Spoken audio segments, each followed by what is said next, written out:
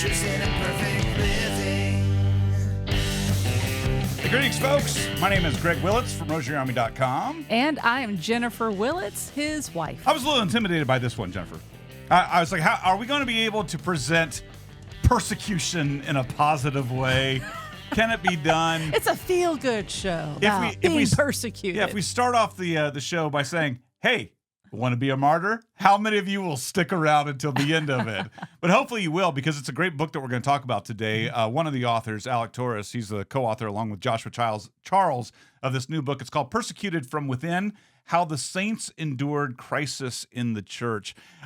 I wanted to ask a lot more writing questions than I get the chance to ask, because Alec is actually a very experienced ghostwriter, but he's a speechwriter. He's written speeches for presidents and cabinet secretaries and celebrities and all sorts of other things. He's the co-founder of a company called Allegraph. They are a strategic writing, communications, and design firm. And I'm just always so interested in the process of it. The fact that he was saying, yeah, there are days where I just write thousands of words. And I'm like, to say. Like thousands of words. How do you find the time to write thousands of words? How do you have the mental capacity, Alec, of writing thousands of words? But I really did enjoy the conversation. I learned a lot. It made me stop and think, because particularly one of the things that when we were prepping for this, and it comes out in the conversation, that kept coming to mind is, yes, we are in a time of persecution. Yes, we will always be in a time of persecution. But the fact is that we have great witnesses in the saints to show us how to do it. And we see the glory of their stories by how Jesus acts in their lives and will act in your life as well, particularly if you're feeling persecuted in any way, whether it be in the church, whether it be in your home, your workplace, whatever it might be. How do we follow the examples of the saints? And that's what we talk about in this great conversation that we're happy to share with you with Alec Torres. You know, it's not enough to feel weird about everything that's going on in the church, that I need a book to tell me all the weirdness, really lay it out for me, Alex. So thank you for writing this book. As soon as I saw this, I was like, is this going to be fear-mongering, or is this actually going to be hopeful? You had to hit a fine line between the two of those, didn't you? Yeah, well, it's a funny thing when I tell people, I'm like, oh yeah, I wrote this book. It's about all these absolutely terrible things that have happened to saints that were done by the church itself, their own leaders, really, really scandalous. Don't worry, you're going to read and you're going to end up so hopeful at the end. Look at me like, are you crazy? You're sounding a little insane right now. Well, Monsignor Pope says this is like going on a retreat, reading about saints that were persecuted. It's like... He didn't add that it was a Lenten retreat, you know? You gotta like add that in. Well, that's actually, it's funny that you said that, because as we're recording this right now, we're getting ready to go into Lent. And so I'm in that process right now, and I'm looking at all the books on your bookshelf behind you. I'm trying to figure out what's my book this year. So I don't do the same thing. Like by default, I just go to Life of Christ by Fulton Sheen. You know, it's like I do the same thing over and over again.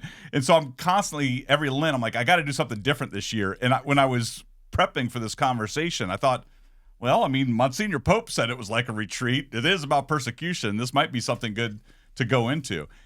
With the idea of talking about persecution, though, it's like, how do we ease into this so that people realize that persecution in the church historically actually led to good things?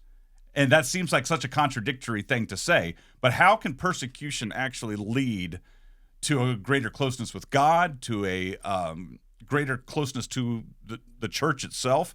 How can persecution be a good thing? You hit it right at the heart of our faith. I mean, that is the central paradox of Christianity, and I think that Catholics understand, more so than anybody else, because it's from Christ. It's from Christ himself. It's only through suffering. It's only when that grain of wheat falls and dies that it can grow and bear fruit. So this paradox we just see time and time and time again, and that's really where the hope comes in with the book and looking at saints, because all of a sudden you look at it, and when you look at things with a little bit of a longer vision through the eyes of the church or how Christ looks at things, you say, wait a second, now I can see the threads. Now I can see how God brings good out of evil, how God can bring glory out of suffering. And the fact that he does it again and again and again and again and again. It all started with that, suffering on the cross, right? Nobody looks at, oh yeah, the cross, what a great thing. Glad that happened. Well, you can be, because we know that Easter happened. And we have an Easter faith. So that's just the heart of it right there, is that if you unite your sufferings to Christ, or if you understand the church's persecution internally, externally, whatever it comes from, as part of Christ's suffering, then really you can become quite hopeful. You can even become excited about it, not in a morbid way, but just in a sort of, okay, what's God going to do with this now? If we unite it with him, then he's going to bring some good out of it. Now I just can't wait to see what it is. Yeah, I love the fact that you started the book, the first example is Jesus Christ. It's like, here, let's just go to the top example right out of the gate of the one who was persecuted more than other and start from there. Well, I understand that you're a convert to the faith, and this was probably not on your radar in those early days of your conversion to Catholicism, like perhaps you didn't know how persecuted it was when you were learning about the faith. So can you tell a little bit about your story of how old you were when you came into the faith, a little bit of, how you came into it, and when you learned about the persecution and the right response to the persecution that you now know is there? Mm-hmm. Yeah. Well, I had pretty much no relationship to Catholicism growing up. I don't think I knew personally any Catholics. I knew that Catholics were around. There was a Catholic church in my town kind of thing, but I grew up in Southern California. It was mostly the Hispanics. The church pretty much spoke Spanish, so I didn't communicate with them that much at all. And that's about all I knew. I kind of grew up evangelical and came in and out of the faith and sort of left my evangelical faith midway through high school and then through to college. So it really wasn't until after college that I came to the church. Had some phenomenal friends in college, real men of faith who showed me the intellectual consistency of Catholicism, who showed me the beauty of living out of faith. It was very attractive to me. And just to make a long story short, it was the year after I graduated from college that I decided to take the plunge and be confirmed. Now, that being said, I kind of knew that there was, maybe a nice way to put it is I knew that the church wasn't exactly in its glory days. I was going against the trends. There's more people leaving the church than entering in. There seemed to be a ton of disagreement within the church about how it was supposed to operate, what it was about. Obviously Europe is almost devoid of faith at this point, except for in little portions. That's the heart of ancient Christendom. So I knew that something was off, but at the same time, my personal experience, I was in good, faithful communities. I had good Catholic friends. So I didn't quite see that crisis within the church coming in really until much later. And what year did you come in? Oh, yeah. Sorry. I'm just speaking all in these vague generalities if everyone knows how old I am and when I graduated college and all that stuff. No, it was 2014. So I'm celebrating my 10-year anniversary as a Catholic coming up this Easter Vigil. Okay. So the idea of writing a book about persecution, and you do a lot of ghost writing, you've done a lot of speech writing, you've written for all sorts of different venues and different people. Is this the first book that you've written specifically under your own name for a Catholic audience? Yeah, definitively. Yeah. I have to admit, I never wanted to write a book under my own name, actually. I was happy being a ghostwriter. And in many ways, I'm a convert, right? I've been in the church 10 years. I'm not some theologian. I'm not a priest. I didn't go to get a postgraduate degree in anything like this. The only reason I even felt comfortable doing it was because it's historically based. And I figured, okay, I know how to read history and I know how to write, so I can just tell people what other people did and help them see the conclusions from it. But yeah, the book itself, I kind of had this, this flash in my head one day. I mean, the years go on, right? It connects to the last question you asked. And I'm recognizing, like, wait a second, the church feels like it's in a crisis right now. And sometimes you see, and it's like this problem of abusive priests or pedophilic priests or something like that hasn't been solved. It's still there in some way. And other times I was like, doctrinally, why is there so much confusion from certain corners of the church? And why does it seem like the people who are really orthodox keep getting attacked? I don't understand what's going on. So I had more discomfort with that. And maybe 2-3 years ago at this point, it hit me. It was in 2021. So almost 3 years ago now. I thought, wait a second, what if somebody wrote a book, or what if there was a book about saints who had to deal with confusion in their own times within the church, attacks on them within the church? So I tried to find one and I couldn't find it. And then thought, okay, well, somebody should write this. So I tried to shove it off on all of my writer friends. Thinking, you write this, you write this. And, one of my friends said, Alec, you had the idea, maybe you should be the one to go and do it. And thank the Lord, my co-author, Josh Charles, decided to come in with the assist so we could get it done. What was the process like for you guys to write that together? Well, it was, kind of slow and then all at once in many ways. Yeah. We divided up we were involved in everything together in various ways, but we did divide up the bulk of the work on different chapters and work on them. But then as writers are, you get to the very end, and even though it's a multi-year long project, all of a sudden you still find yourself on the last day before the publisher says, if you don't send this to us, this book is not going to be published. And we're frantically making edits, I remember going to my wife frustrated. I'm like, I've been working on this 2 years. Why am I staying up till, midnight trying to finish everything?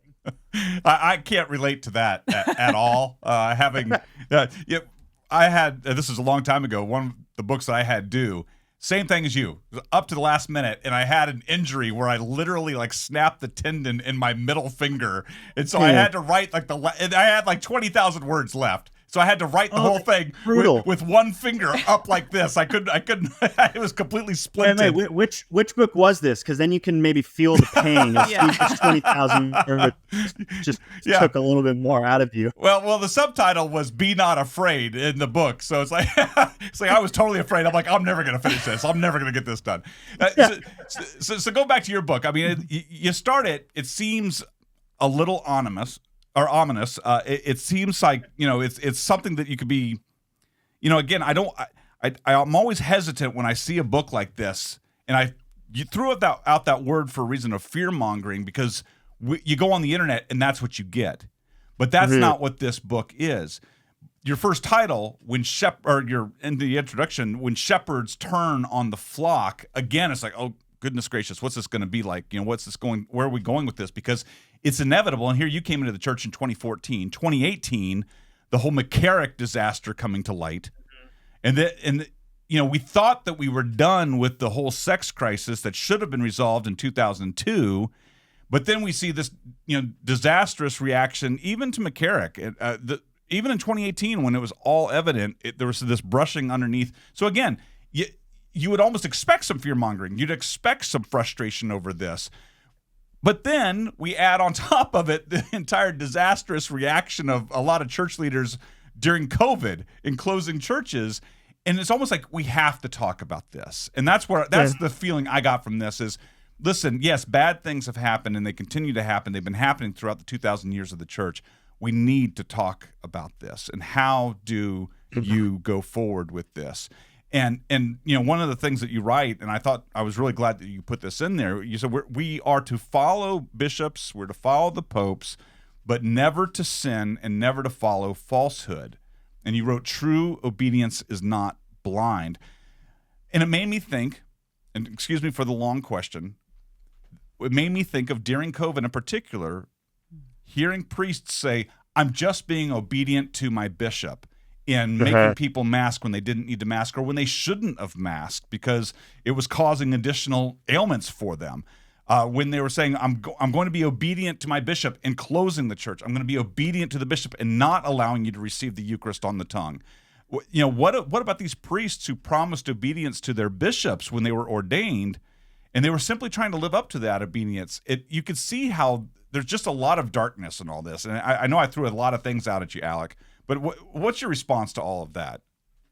Yeah, I mean, this was part of what woke me up to it, because you pay attention to some church politics, but in the beginning especially, I'm just trying to learn my faith. I'm trying to grasp at some devotions, build out a life of prayer, attend mass more fully and more regularly during the week.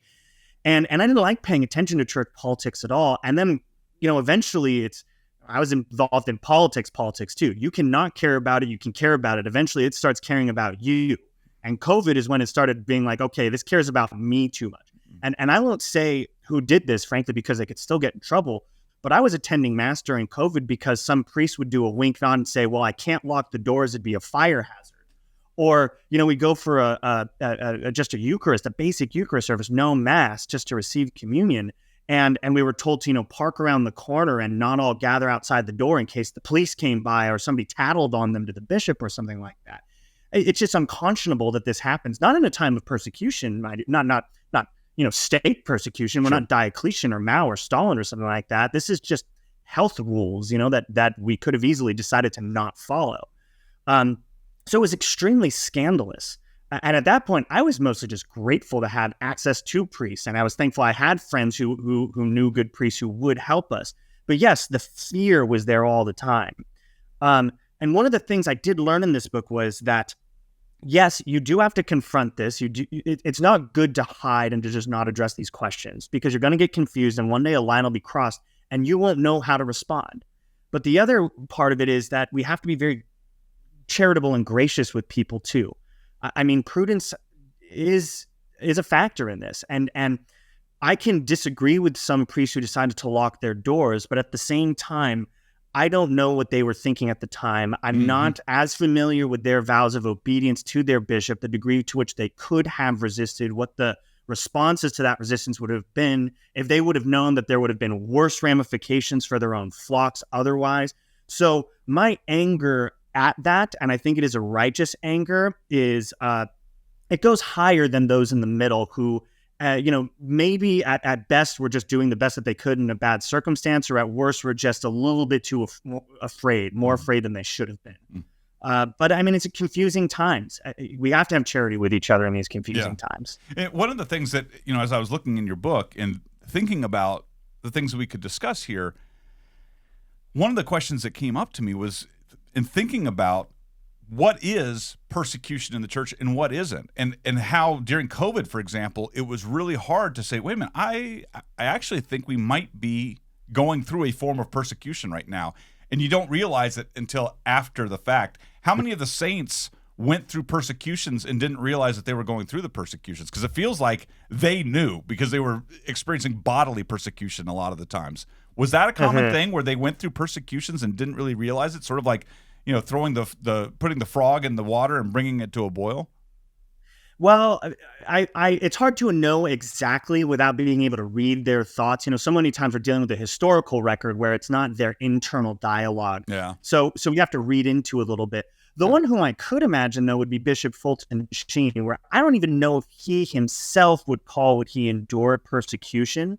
But I mean, he did have to suffer at the hands of a church leader. And we can get into that story if you want, but he didn't have to die. It wasn't bodily. He wasn't martyred or beheaded or burned at the stake or anything like that. But he had to sacrifice something that was based on unjust pretexts. And in my mind, if that's the case, then, we can all debate whether it's technically persecution or not. But the point is that the church is a family, right? And if your father, is beating you, or if he's saying bad words against you, you can argue which one counts as abuse and which one doesn't. But the point is, he's not acting like a father. So we have to think about it, I think, in a more generous way, where the church doesn't perform as it should, and it will, and it won't ever on earth, because it's filled with human beings who are imperfect. But when it's not acting in that familial way, when our fathers aren't truly acting like fathers, it's not wrong to be able to say that and to call them to act like fathers, charitably with great love, but still to be able to recognize it. We have to have a higher standard than just simply saying, well, my bishop isn't terrible. Yeah. Well, since you brought up Fulton Sheen, can you recount the story for those who may not be as familiar with, well, what's up with Fulton Sheen? Why is he in this book? I thought he was just that really charismatic, television figure who wrote on a chalkboard, and he was great, and my grandma loved him. People have like this romanticized idea who may not be as familiar with the struggles that he endured, but you went into it in great detail in your book. So can you give us a high-level recounting of his story? Certainly. I love his story because, we have all sorts of saints who were like excommunicated or martyred or something like that. But Fulton Sheen's, I think, is wonderful because it applies very much so to our times now, right? For the most part, none of us are actually going to be killed for our faith or, viciously attacked, but we may have to suffer what Fulton Sheen did. So his story was, he was a man with a golden touch, right? From a young age, as a young priest, he would speak, people would listen. He would talk to them about the faith, they would convert. He got a radio show. He got a TV deal. Things, just one thing led to another. He would start raising money. He raised millions for the poor through the Society of the Propagation of Faith. It's like Midas. He touched something and it was perfect. So he has all of this success, but he was willing to put that all on the line in what ended up being a rather inane dispute with his cardinal. So he was in New York, and his Cardinal Spellman, he every once in a while would receive donations. In this case, it was dried milk from the government for free to give to the poor. This was a fairly common thing at that time. So Cardinal Spellman took the dried milk and he gave it to Bishop Fulton Sheen to distribute to the poor. Okay, all sounds good. But then he asked Bishop Sheen to pay for the milk.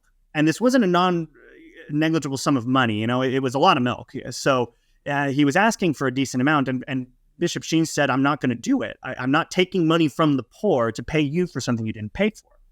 So Cardinal Spellman, he got livid about this, absolutely livid that he would be contradicted by his bishop under him. And because it's a debate between a cardinal and a bishop, this actually went all the way up to the Pope. I mean, whatever difficulties you may have with the pontiff, how much you love him or dislike him or whatever it may be, pray for him at a bare minimum, because we have no idea just the number of absolutely dumb things that he has to deal with. I mean, imagine being the Pope and a cardinal and a bishop come and he's like, he has to pay me for milk money. I don't have to pay him for the milk. And he's like, you're grown men. Where's the receipts? But the Pope saw it and he's like, no, you don't have to pay for the milk. You got it for free. Can you please leave my office? And Cardinal Spellman, he vowed revenge. So he got it in the end. I mean, Bishop Sheen, over the course of years, 10 years this happened, he was kicked out of the Society for the Propagation of Faith. That doesn't happen without the cardinal pulling some strings in the background. He was kicked out of his TV show, which was a booming success, and he was moved from New York City to Rochester. Nothing wrong with small dioceses. I live in a small diocese, but it was very ill-suited to Bishop Sheen's skills. He was a speaker. He was a fundraiser. He was not an administrator. And frankly, he kind of failed as an administrator. It took 3 years, and he was darn near run out on a rail. Just as a data point in this, something like half the priests in his diocese signed a public letter against him for the decisions he was making. He lost the faith of the people under him. Who knows how the other half would have signed it, except they didn't want to do it publicly, right? Right. So he made a sacrifice. He didn't know how it was all going to turn out, but it's much more like the sacrifices we're going to be called to make if you think about it. Maybe we don't have to die for our faith, but maybe we will have to sacrifice a promotion. Maybe we will have to sacrifice, something with our parish. Maybe the bishop won't like something we say, and our parish could now have certain sanctions on it or things we don't like. Maybe we might lose a friend. We can look at the martyrs and think that that's nothing, and in a way it is, but every sacrifice is painful, especially in our age when we're really comfortable and we're not quite used to it. Yeah, that's the part of the book that I really appreciated when you're at one point, you quoted John 16:33, and you say, in the world you have tribulation, but be of good cheer. I've overcome the world. That constant realization that no matter how bad things get, Jesus has already won it for us. And that level of hope, I think, would be very difficult to maintain if we didn't have Jesus Christ, if we didn't have the examples of these saints from the past who have gone through these things and seen lives transformed. And oftentimes lives are transformed after the saints were dead. And it's the ripple effect of, you talk about Fulton Sheen, how he continues to inspire, how he's continually someone who, we had a guest recommend that in our own work that we kind of name a council of saints. And so that, we're constantly going and we just say, ask our council of saints, please pray for us. And all the people that are on that council, and Fulton Sheen is on that council because of the work that he did with media and trying to propagate the faith in the modern day world, and how difficult and how challenging it would be. And you think about sometimes persecutions it doesn't just come from within the church. You talked about his issue with Cardinal Spellman, but Bishop Sheen probably had to encounter a lot of opposition just from society in general, how outspoken he was about communism in the 1950s, of all those kinds of things. And to have just, anytime we speak of Christ, there's going to be persecution. We're all going to experience persecution simply by the fact that we are called to be witnesses in today's day and age. And that's one of the things that I think was so vitally important about your book, was to be able to give those examples, particularly for our listeners who might think, I go to church every week, I don't see persecution happening. But I almost want to say, well, then maybe you're not doing Christianity correctly if you're not experiencing it. Right. It's got to come at some point. And you know, it's things you may not even think about. You know, maybe you just have to sacrifice a friendship because you have a friend who's same-sex attracted, wants to get quote unquote married, and you have to say no. Yeah. You know, all that's a sacrifice. That's a cost. Maybe you know somebody who's living with her boyfriend or living with her girlfriend, and you have to be the one to put the friendship on the line and say, you should not do this. You shouldn't be going to communion if you're doing this. I mean, maybe we just don't think of it's not technically persecution, but that sacrificial element is always going to be there. And if we're living our faiths strongly enough and with our eyes open, those are going to come across one way or another. And if we're not facing them, it's probably because of omission. We're not doing our job in some way. But yeah, I do have to say, though, that as a Protestant who then converted to the Catholic faith, your Council of Saints, it's just so beautiful. And it's something that I never want Catholics to take for granted, because we have this cloud of witnesses, as the scriptures say, around us, comforting us, assisting us. It's beautiful. And it shows Christ's humility too. I mean, if you think about it, Persecuted from Within, we could have written a whole book just on Christ. Christ contains all. You know, there's more than enough lessons from his life. We could have done it. But Christ is so humble that he allows the truth of his life and everything that he was and lived for to be demonstrated out again and again in different facets and times through his saints, not just for their own glory, but so that we can understand Christ better through them. He's so humble that he allows us to understand him through other people, not just through himself. And I find it absolutely beautiful that we have that, and that we can be drenched in history, knowing that like Our Lady said, my soul magnifies the Lord, as we study people who were saints and who came that close to Christ, that it only magnifies our understanding and our love for Christ. One thing you said earlier, Alec, talking about, and you just kind of slipped it in, daily mass or your prayer routines and these things to help overcome persecution. Just out of curiosity, what does that look like for you? What are the things that you have found beneficial, particularly as you're writing a book about persecution? I have to imagine there had to have been some persecution that was happening, even if it was just demonic oppression of some sort. The devil just doesn't want you to do this kind of thing. What was your counteraction to that? How did you counter it? What types of prayer? What did you find efficacious in your own life? Mm-hmm. Well, I as a first note, it was definitely true. I find, the Lord has blessed me over the years of being a writer that I rarely face writer's block. I can really just pump things out. I mean, I was a workhorse. Sometimes I was writing several thousand words a day in my old jobs because it was necessary. I have to say, for this book, it was painful to write. Mm-hmm. The idea was fun. Writing the first chapter, mapping it all out, that was fun. Into the historical record, almost every single sentence had a citation, and it was just fighting to get the words out and to piece it together properly. It was not fun, frankly. So I don't know if that counts as demonic oppression. I didn't have any insight into the spiritual workings behind it, but it certainly was more difficult and much longer than anything I've ever worked on before. But that being said, I did lean on the saints that I was writing on at that time to aid me through. I mean, in particular, I don't know the ways in which they were helping, except I could feel Padre Pio, for example. That presence was there because I was writing it right along with Lent. I can't remember if it's last year or the year before. And I was reading through his meditation on the agony in the garden, which I had picked up for the purpose of the book. And I sat with that through my retreat.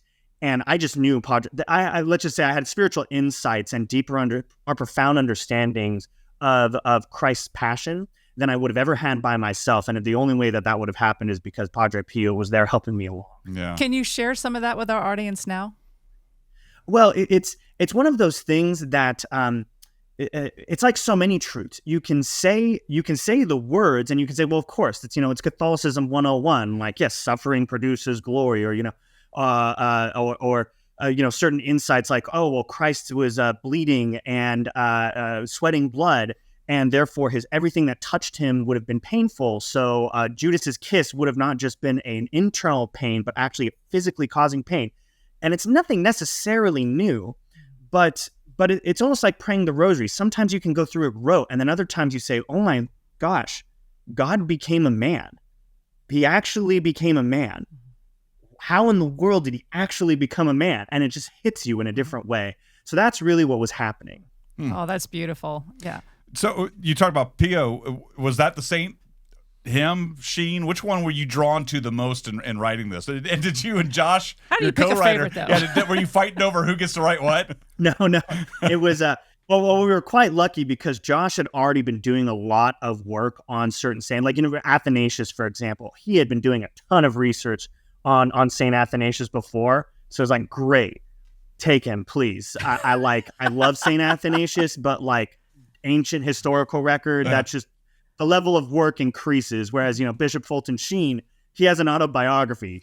I can read his autobiography and half of my work is done for me there. I just have to figure out what the other pieces are. So there weren't really fights over it. It was actually quite easy to determine who, I would say we both knew that this was a mission that for some reason our Lord wanted us to accomplish. So whichever form we were going to do it in, we were happy to do it as long as it got done.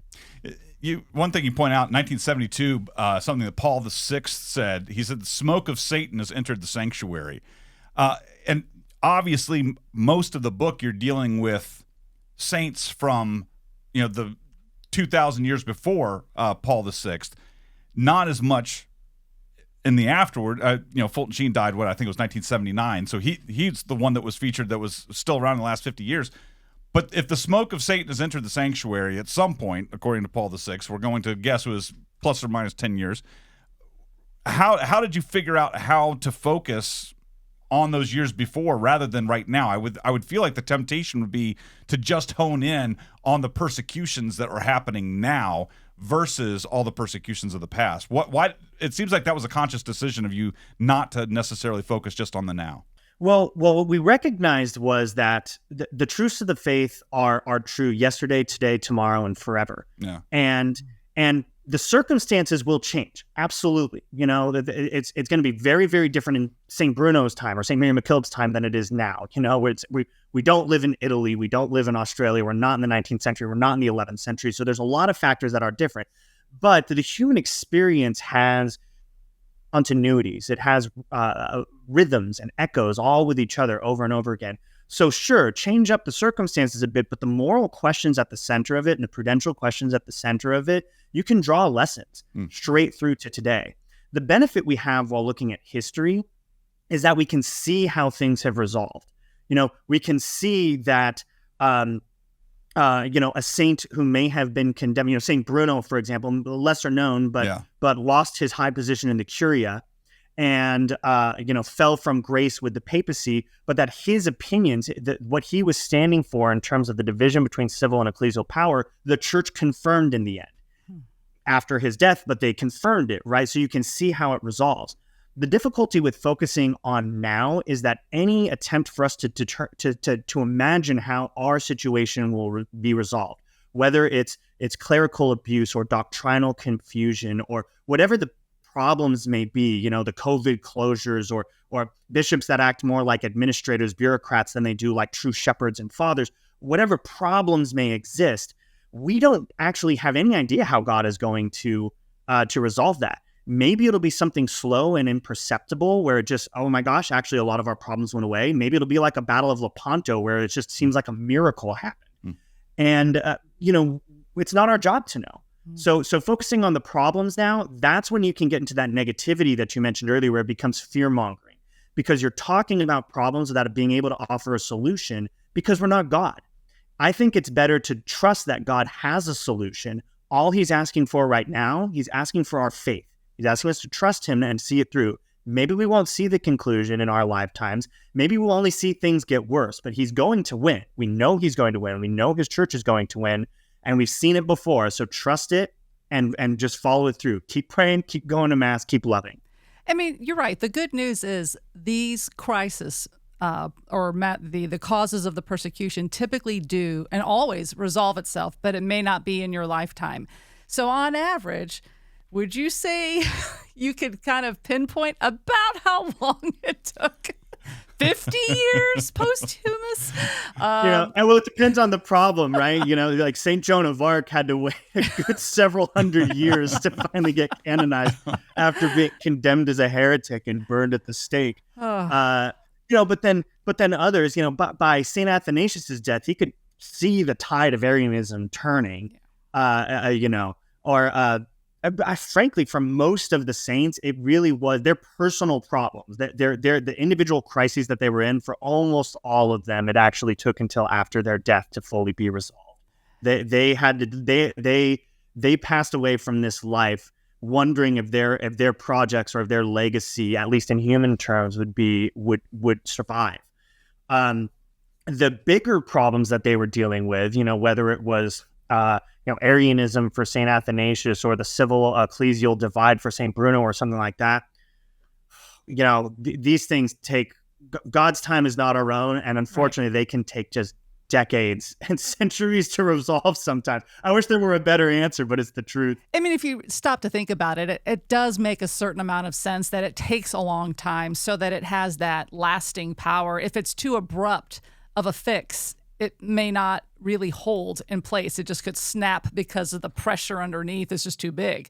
And so some of these like heresies, you have so many mindsets that have to be converted, and everyone has a timeline of which the conversion will come to fruition. So from that angle, I can see why it could take centuries, because God is restoring it and he's ultimately in control. So there is lots to be comforted by. If you just trust God with the timing, he knows. He knows. I mean, think about it just in terms of our lives, right? You can have a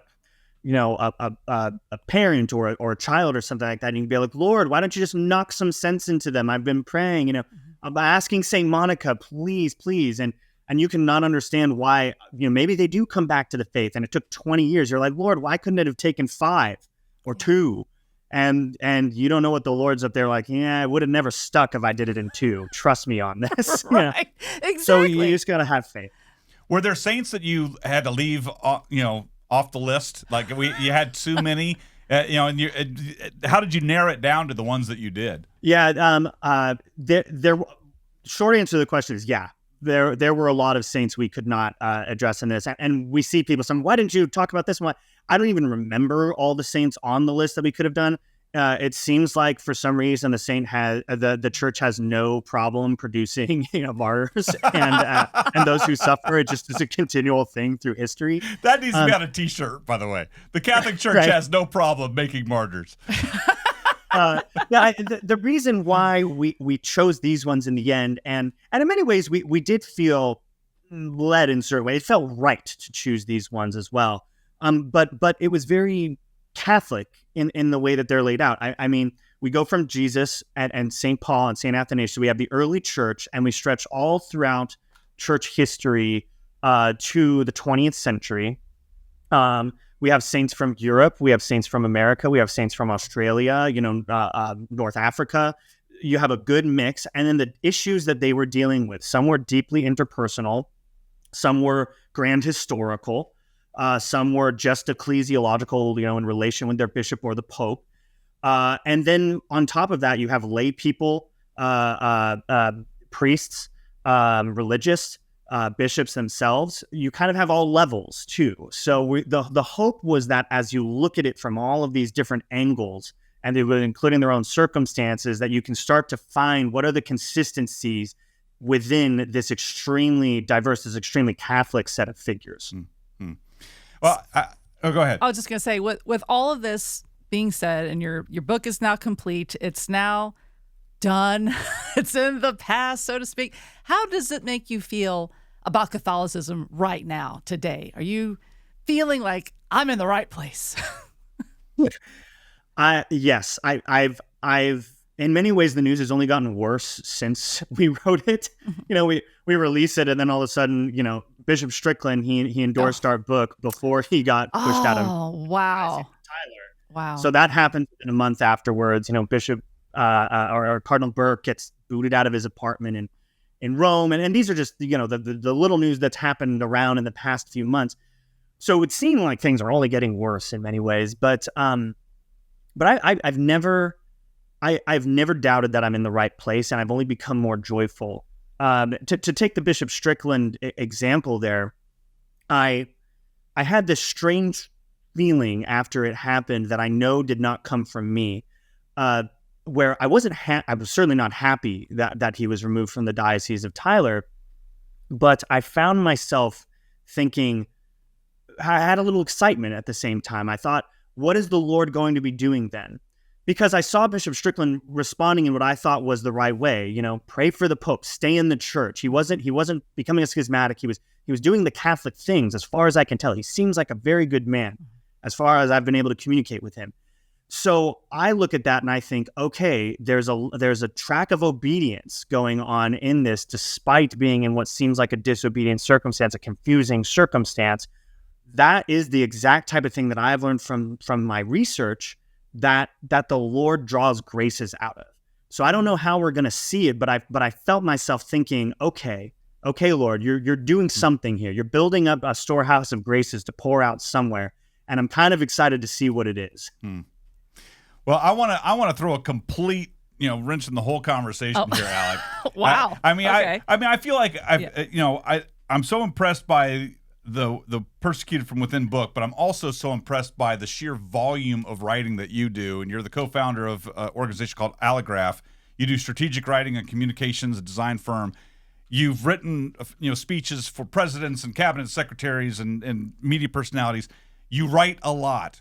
As a writer, I ask this of authors all the time, and I'm always disappointed by it. She's nodding her head. I'm always disappointed by the answer. I have a feeling you might give me more exciting answers.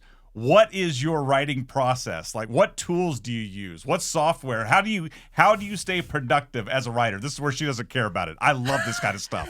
Goodbye. Oh, well, you set it up now with this really high bar, so I feel like I'm just going to fail when I'm like, I use Microsoft Word. It's like, what's the fun in that?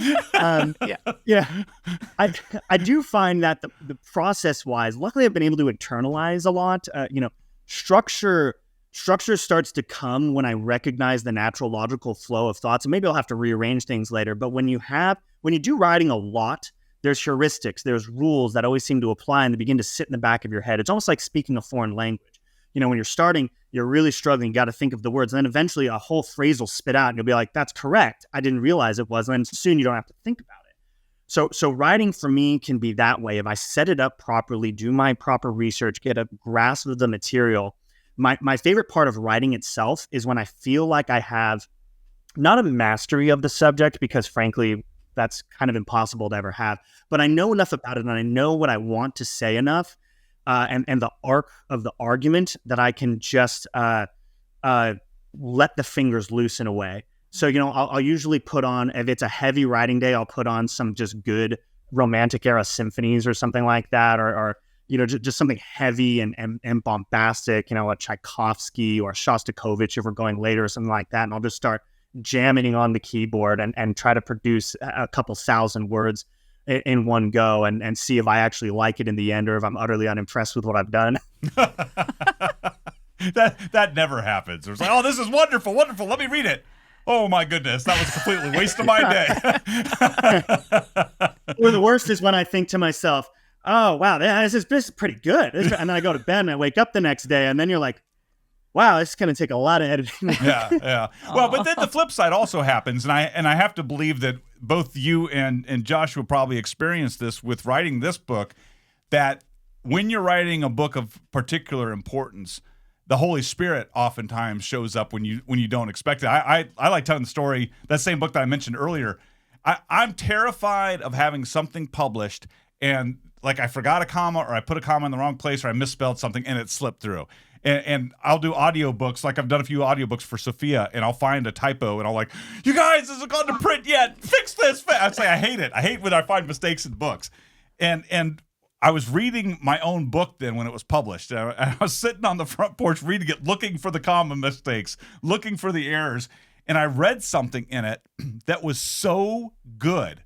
It was so powerful that I literally got up, went inside the house, got my computer, booted it up, opened up the file and searched for it because I did not believe that I was capable of writing that sentence. I was sure that an editor slipped it in at the publisher, and that's the Holy Spirit. And the Holy Spirit, I think, works with creative people, works with the church in these ways, and sometimes in surprising ways. And I think that the people that were persecuted were oftentimes the ones that were trying to cooperate the greatest with the Holy Spirit. And I think we can be afraid of like, well, I don't want to be persecuted. Then cooperate with the Holy Spirit, and the Holy Spirit can surprise you with your ability to be courageous, your ability to be kind, your ability to be loving. I think the Holy Spirit, we don't count on that enough in this time of persecution to drive us to do things that are going to be surprising or write really good books like you have with Persecuted from Within. Yeah, I mean, there is something to it's a pagan concept, right? But like the muses, and we understand that really is the Spirit moving in us if we're aligned in Him. And I do have to say, I have noticed mistakes in the book. So when people read it, they're gonna find the worst one I have found so far, and this one is utterly on me. I flipped James the Lesser and James the Greater in the chapter on St. Paul, and I'm like, I don't know why I got it wrong. Yeah. I just don't know. Yep. It happens. But I think the way that the Holy Spirit worked in this one, and I could feel it here, we'd be writing, and some people have been like, "Oh, you have so many Bible verses and references to the Bible because you guys were Protestants. Josh was a Protestant too. We both converted." I'm like, I was a Protestant in junior high. I didn't even remember any of the verses I memorized. Like, this was me just going on, and I'd be like, "Wait, that reminds me of a verse." And I go and look it up, and I turn back around and be like, "Okay, yeah." And then I just throw it in. And then you look and you're like, how did I put like 7 Bible verses on that page? Like, I don't even remember them. That's awesome. And then you have to keep track of which version you use, because then the publisher's going to say, well, which version? I'm like, we did have this problem where at the end, the publisher was like, "Okay, guys, one of you is using, the, what is RSV or ESV? I forget the names. And the other one's using Dewey Rames. Like, we got to... Everyone's going to be able to tell who wrote what chapter." I used whatever Google gave me as the first quote that came up. That's King James. No, wait, no. Just whatever was the first thing that was able to figure out my paraphrasing of the scripture quote. Yeah, exactly. I used that one. First, Jesus saying something about ravens. Yeah. Provided by AI. You're welcome. No. No. We don't need that. No. Well, thank you for writing the book. Both you and Josh, I think you did a great job. The book is really edifying. I mean, and again, I use the scary words because I want people to not be scared. I was trying to contradict myself in some ways. It's Persecuted from Within. The word that's most important is in your subtitle, which is how the saints endured crisis in the church.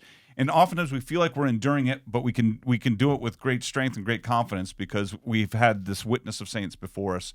And thank you for writing this book, for bringing it to the forefront, and for both of you for putting it together for us. We greatly appreciate it. Thank you for being here today. Oh, it's absolutely my pleasure. It's a gift to the church. So Alec still didn't name the software he used. I think he actually uses Microsoft Word. I think that's it. I think because that's the only thing that slipped out when he was talking. I mean, I half expected him to say, "Oh, I use like text edit, Notepad." No, I think Dr. Bergsma's also Microsoft Word. Sometimes it's just the simple things. No, it's not just the simple things. There's got to be a better way of writing books. That's why I'm convinced I'm going to find the Holy Grail from one of these authors. They're going to tell me what it is. No, I think you just got to use what makes sense to you, and you seem to really like Scrivener, so you just got to stick with the Scrivener. The combination of Scrivener and Notion database combined with a little bit. No, I'm going to drive myself nuts. I feel persecuted because I always want to write, and I'm just not ever going to have the right way of doing it. So, how do you feel? I'm glad that we talked with them. I thought it was a great conversation, and I learned a lot. I think it's very interesting to think about these things. I don't think about martyrs enough. I really don't. I think our tendency is to want to avoid the conversation. I think this was a good book to talk about leading into Lent. That it got me sort of in a preliminary mindset of thinking about how can I, offer up my own suffering in a more productive way. Because really, if you just are going to suffer for the sake of suffering, then it's just suffering. Whereas if you offer up suffering for the redemption of sinners, for other people's souls, and even for your own conversion or the conversion of those that you love, then it becomes redemptive suffering, and it becomes something that can lead to the redemption of people so that they can be in heaven, God willing, with you someday. And so that reminder of looking at the lives of all these saints, I think was very important. And it's been a while since I did it. So I'm glad that this book came along when it did. And I was also very comforted by the reality that resolution to crisis takes a long time. And it is not guaranteed to happen in your lifetime. No. And I just took a lot of comfort in knowing that, well, we're in the right place. Yeah. We're in the right place because the enemy is going to attack something that is a threat. So we are constantly being attacked. Therefore, we are of great value. We have great value. So I am just happy to dig down and just like stay in it, man. Sacraments are all the way. I'm just in it to death. So what do you think? Let us know if you're watching this on YouTube. Leave some comments down below, or if you want to drop us an email, you can always do that as well. Thank you for being here again, Alec, for being on the show, talking about this book. It's called Persecuted from Within, How the Saints Endured Crises in the Church. If you want more information about our ministry, Rosary Army, you can go over to rosaryarmy.com, join our new schoolofmary.com. Again, just a reminder as we're getting ready to go into Lent, and I think when you see this, we're not there yet, but February 12th is a new start day for preparation for total consecration of Jesus through Mary. We have all new resources on our School of Mary website. They're completely free. It would be a great Lenten exercise for you to go through, consecrating yourself to Jesus like never before, whether you're doing it for the first time or you're renewing your consecration. We hope you'll join us over there at School of Mary, and all of the other people who have signed up and have already started going through it or are preparing to renew their consecrations. It's a great way of truly giving yourself over to Christ and allowing him to do amazing things in your life so that you can be persecuted even more. That's the selling point. Thanks for being here with us. Pray your rosary every single day. And do whatever it takes to be holy. If you want to help our work, rosaryarmy.com/donate. Talk to you again in a few days. God bless, folks. Bye.